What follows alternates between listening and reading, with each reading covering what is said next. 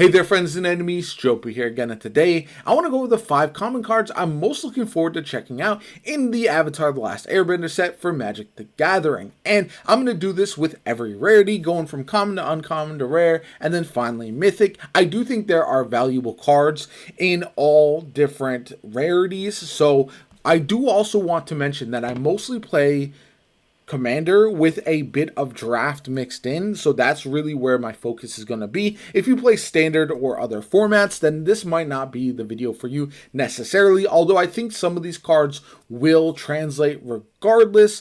And also keep in mind that I am looking at the cards that are not necessarily the most powerful or the strongest cards, but the ones that I think will be interesting additions to either decks that I run, decks that I'm looking to build, or just in general game types that I like to play, like certain strategies that I really enjoy. So if that doesn't apply to you, then maybe this video will not be the one that you're looking forward to. However, I think there's a lot of good cards here, and so I wanted to go over them. Now, with the commons, I do have an honorable mention as well, which is Turtle Duck. This is a 1 green mana card that is a 0/4, and you can tap 3 colorless until end of turn. This creature has base power 4 and gains trample. So essentially, you can put it out early as a defensive card, especially in draft. I think this card is going to be really nice because you can start low, have a card to kind of protect yourself as you are building up, and then you also have a card that you can use mana later on turns where maybe you don't have the ability to cast a spell necessarily, or you have some extra mana to pump it up and make it a 4/4 with trample. So I think that's not bad. Obviously, it doesn't stay that way, so it's not going to be as useful as some other cards that you'll see, but I also think this is an interesting addition to like a bird deck. Like I have a Choco deck from Final Fantasy that I like running, and I probably will be adding Turtle Duck to it just because I do think this would be a nice early card to have in the deck that you can still use down the line. And with a landfall deck like Choco, you're going to have a lot of mana and not always ways to use it as effectively as other decks. So I do think this is a card that I really like, and I am looking forward to scooping it up at certain points. So then we have the next card, which is going to be Bender's Waterskin. This is one that I find to be very fascinating. You can, it costs 3 colorless for an artifact.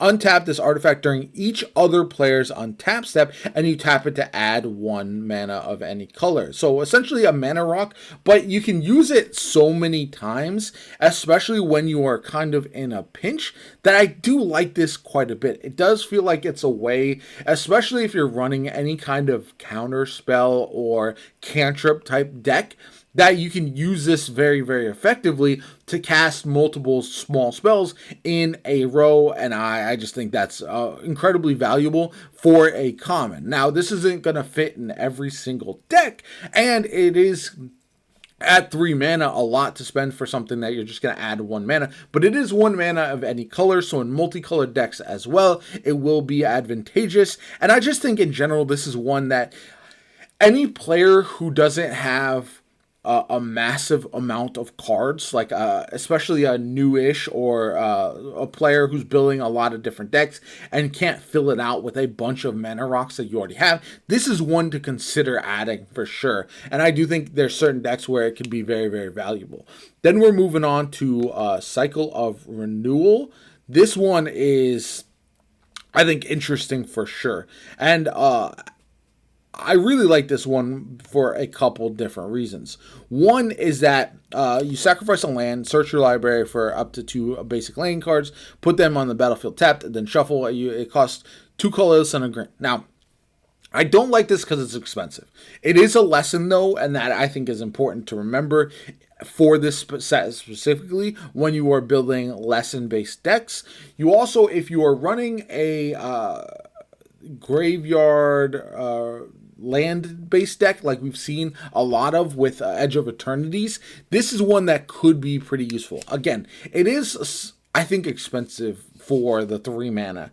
More expensive than would make it, like, if this cost 2 mana, it would be insane card, and I think you would run this in a lot more decks. But I think for this one specifically, the main positives are the fact that if you have abilities triggering on like lands hitting the graveyard or lands coming back from the graveyard, this card is going to be pretty valuable for that. It's a one-time use, which is a bit of a bummer, but you're not always going to have your sack lands available. You're not always going to be able to put the amount of lands into your graveyard that you want. And also, at the same time, be able to search for 2 basic land cards from your deck at the same time. So, again, this one I think is going to be a little bit more niche, not going to be usable everywhere, but I do think there's going to be some interesting interactions with this one that I'm really looking forward to checking out.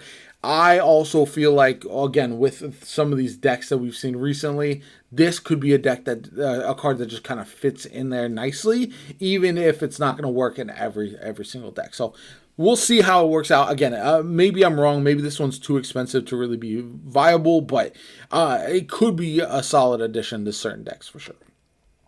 Next up, Compassionate Healer. I think this card is very good. 1 colorless and a white. For a 2/2, whenever this creature becomes tapped, you gain 1 life and scry 1. Why I like this card a lot. We've seen a rise in tapping creatures for like benefit of something else. For example, tapping it for a vehicle or tapping it for a station, tapping it to provide tapping it to provide a benefit to another creature's ability. There's a lot of that going on around, and I think the ability to not only gain a life, but also scry every time you do that, you could probably find combinations that allow you to tap this creature every single turn. So you're constantly gaining life and you're constantly scrying, and so you can kind of, in white especially, because you don't have a lot of ways necessarily to just search for the cards that you want specifically, being able to scry every turn I think is pretty valuable, and you're gaining a life as well. Again, in Commander, 1 life isn't the end of the world, but you could potentially cast this extremely early on in a I know not a lot of people run it, but like a Saramina deck, for example, the vehicle from the Edge of Eternities, right? And you're tapping this guy all the time, and then you're now able to essentially gain life very early on. You're also able to scry. It can give you a bit of a buffer there, so I do think this is one that could be very interesting. I'm very excited to see how it all works out, and I think this is one that I think could be pretty interesting overall. Then we have the next card. Again, I talked about my Choco deck and birds in general, but now we have Ostrich-horse. And my wife, funny enough, has been interested in building a horse deck. And so I might have to get one of these for her, one of these for me. So this is a 3/1 that costs 2 colorless and a green.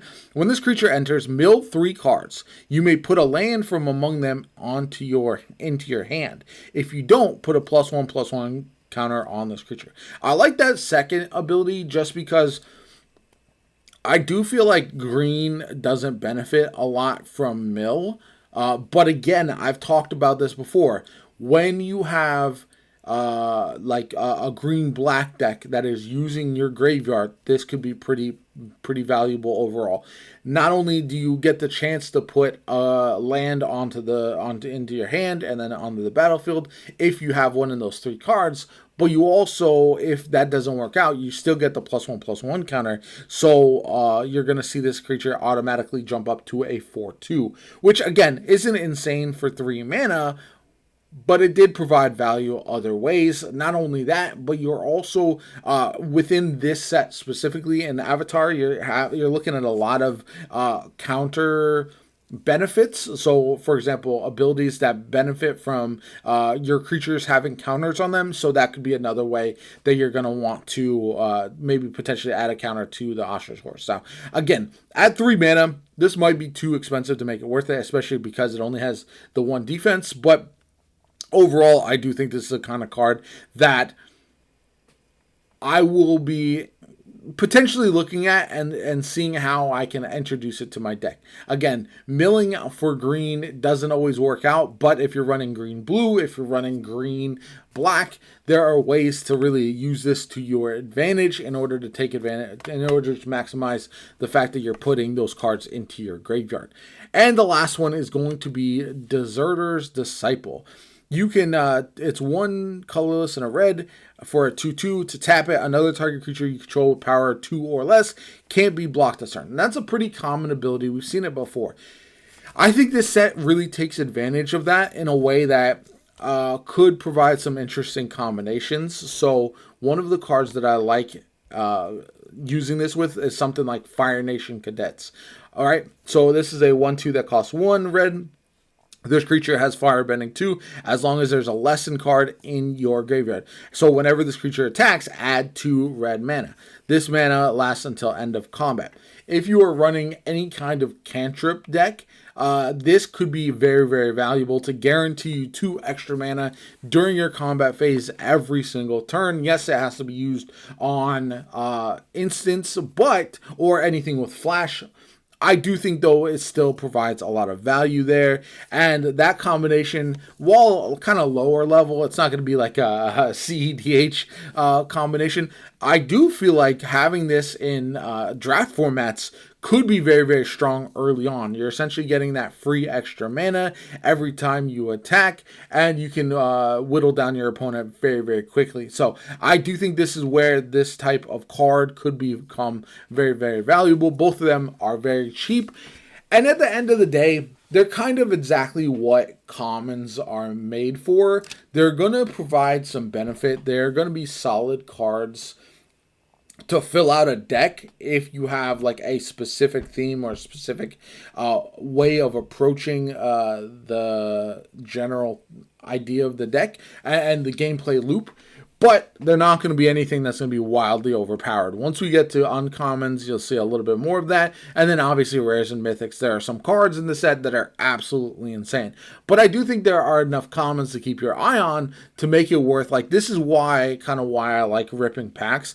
Yes, sometimes you get some extra cards that you don't necessarily want, but at the same time, you're still able to hunt for the cards that, like, especially if you're just looking to fill out a collection early on when the set first releases. Plus, you'll get some commons that might be more valuable than you think. This is, again, why part of the reason why I play like pre-release events and that kind of stuff early on when a set first comes out is I get a first-hand look at seeing how a card actually plays.